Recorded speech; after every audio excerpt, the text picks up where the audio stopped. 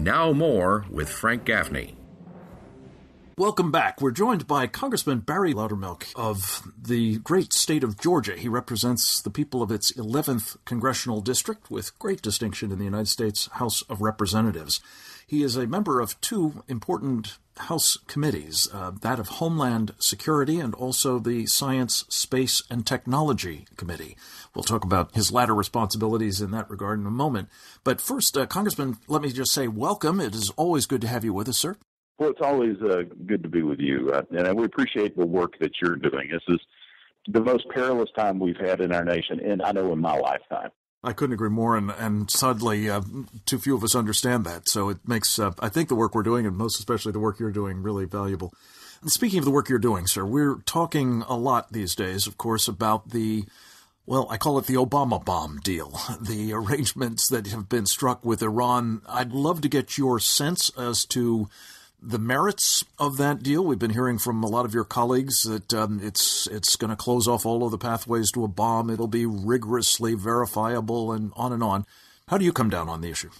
Well, first of all, I'd like to know how it is rigorously verifiable, because the details of how the inspection is going to be done with the most critical location in Iran, the location that we know, we have evidence and intelligence that they were doing very, very bad things there.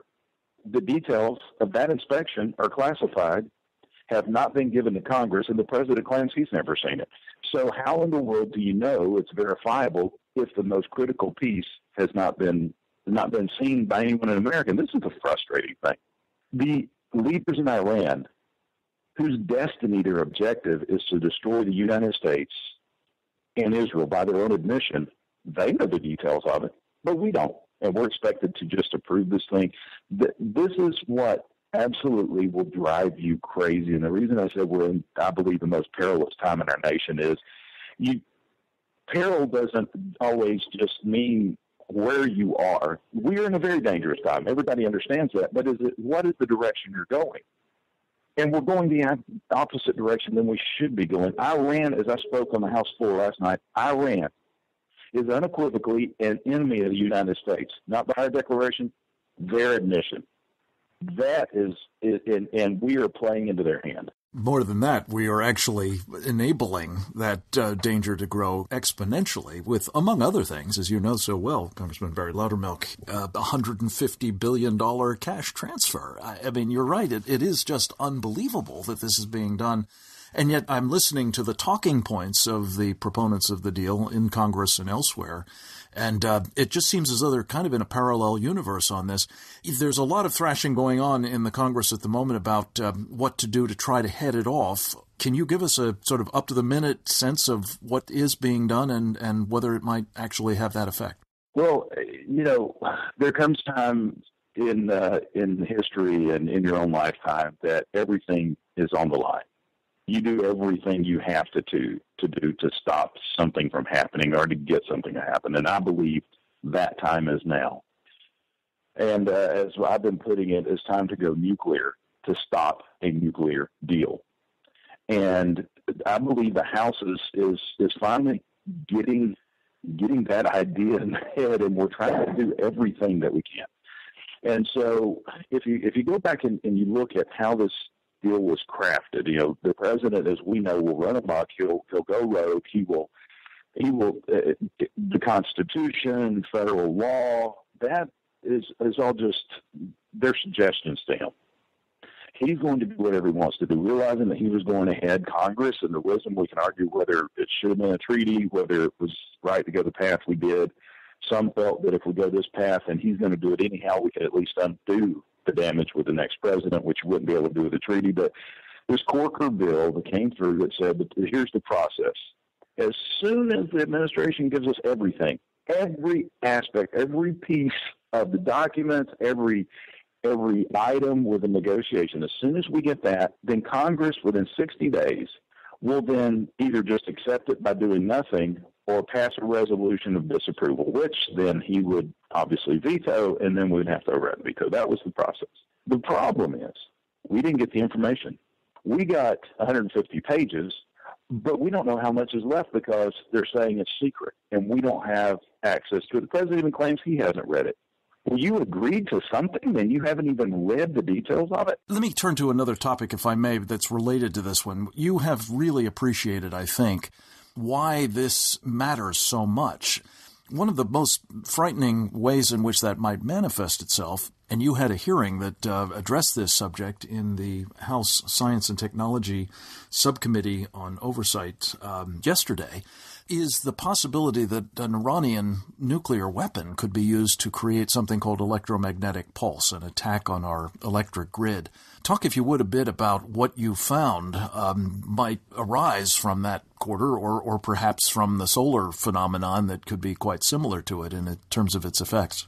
Well, I think a lot of the testimony that we heard in the committee yesterday, which was a committee that I chair, it's Oversight Committee on Science, Space, and Technology. And a lot of what we heard, because of I worked for 30 years in the IT industry, and I worked with a lot of utilities, there was a lot of vulnerabilities I already knew about, and we are very vulnerable.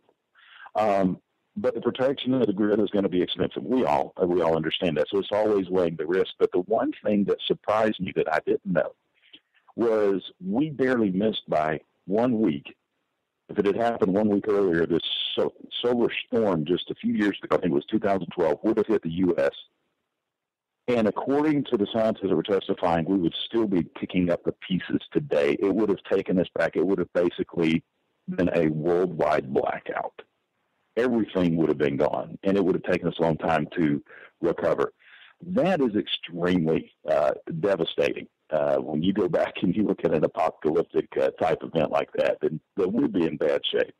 Those types of things rarely happen. We do have to know and be aware of them. But what is more likely is an EMP exploded 7 miles above the northern tier or the southern tier of the United States, that the way our grid is interconnected would take out all electric power in the United States. Now, think about the devastation that would be, not just from our lives, but think of how reliant our military is on power being generated from the grid.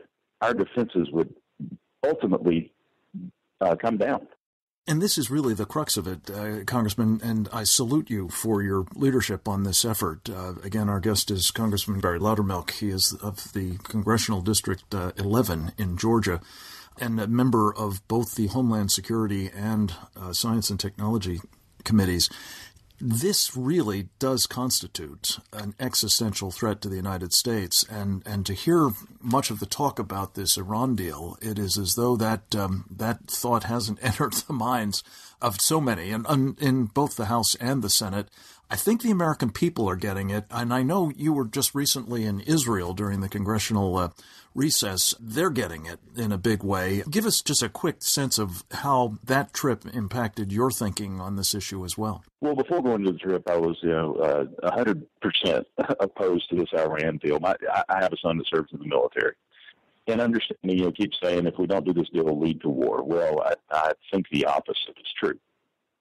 We haven't been at war with Iran since the sanctions have been, and we haven't even had a conflict with Iran. Iran has not even been a threat to the United States. We've been at war with several other nations in the Middle East, but not Iran, which tells you the sanctions were working.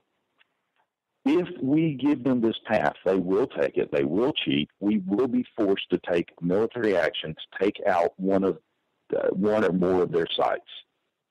It would be a whole lot easier to do it with the sanctions in place than after the deal goes in, because the deal allows for them to build their military.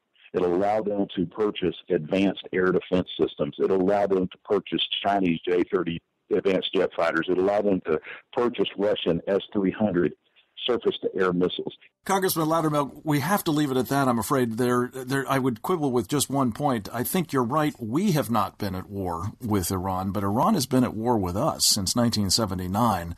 In a variety of ways. We've chosen to look the other way. We cannot afford to do it in this circumstance.